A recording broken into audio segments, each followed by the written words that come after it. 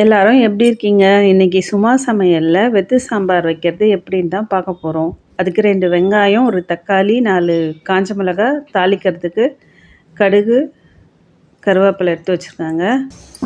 ஒரு கிண்ணத்துல கொஞ்சமா புளி, உப்பு போட்டு தண்ணி ஊற்றி ஊற வச்சுக்கலாம். உங்களுக்கு புளிப்பு இன்னும் கொஞ்சம் தேவைன்னா இன்னும் கொஞ்சம் எக்ஸ்ட்ரா புளி போட்டுக்கோங்க.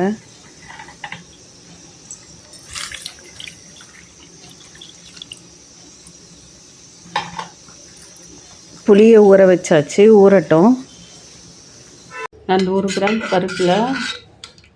பருப்பு போட்டு அதில் மஞ்சள்தூள், பெருங்காயம், பூண்டு போட்டு வேக வச்சுருக்கேங்க. இதை அப்படியே மரத்தில் கொஞ்சம் கடைஞ்சிக்கலாம்.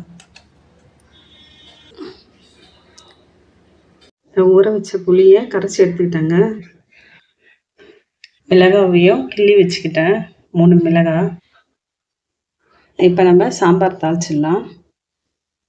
இப்போ ஸ்டவ் ஆன் பண்ணி நான் ஒரு பாத்திரம் வச்சுருக்கேங்க. இதில் எண்ணெய் ஊற்றி கடுகு உளுத்தம் பருப்பு போட்டு தாளிச்சிடலாம். எண்ணெய் சூடாயிடுச்சு. நான் கடுகு உளுத்தம் பருப்பு போட்டுக்கிறேன்.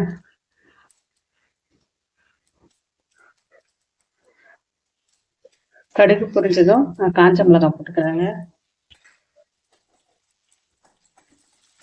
உங்களுக்கு சீரகம் பிடிக்கும்னா சீரகமும் சேர்த்து தாளிச்சுக்கோங்க. இந்த வீடியோவை ஸ்கிப் பண்ணாமல் முழுசாக பாருங்கள். மிளகாய் சிவந்ததும் வெங்காயம் சேர்த்துக்கலாங்க. வெங்காயம் சேர்த்து நல்லா வதக்கிக்கோங்க.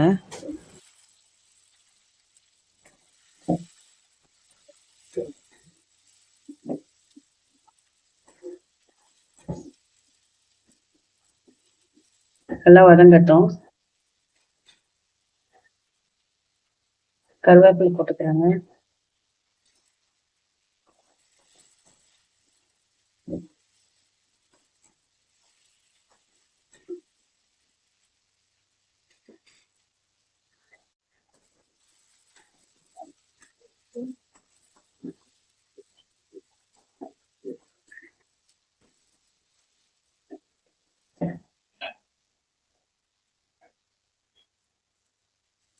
வெங்காயம் வதங்கினதும் நம்ம அரிஞ்சு வச்சுருந்த தக்காளியும் சேர்த்து வதக்கிக்கலாங்க.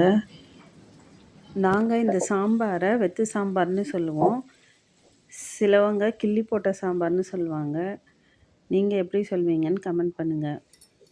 யாருக்கெல்லாம் இந்த சாம்பார் பிடிக்கும்னு சொல்லுங்கள், யாருக்கெல்லாம் பிடிக்காதுன்னு சொல்லுங்கள்.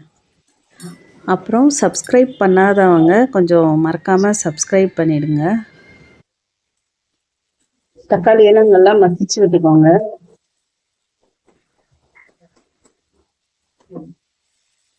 இப்போ தக்காளியை வதங்கினதும் நம்ம வேக வச்சு எடுத்து வச்சிருந்த பருப்பு ஊற்றிக்கலாங்க. நீங்கள் எப்படி இந்த வெத்து சாம்பாரை வைப்பீங்கன்னு கமெண்ட் பண்ணுங்கள்.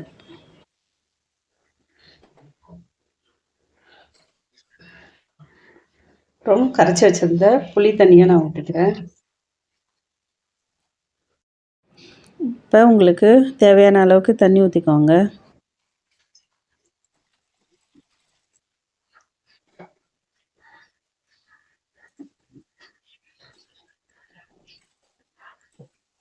வெத்து சாம்பார் எப்பவும் கொஞ்சம் தண்ணியாக இருந்தால் நல்லாயிருக்குங்க.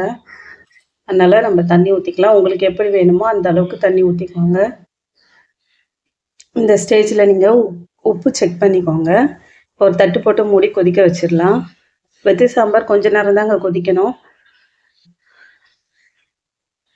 கொதிச்சதோ இறக்கிட்டா நமக்கு வெத்து சாம்பார் ரெடி ஆகிடுங்க. புளியோட பச்சை வாசனை போகிற அளவுக்கு கொதிச்சா போதுங்க.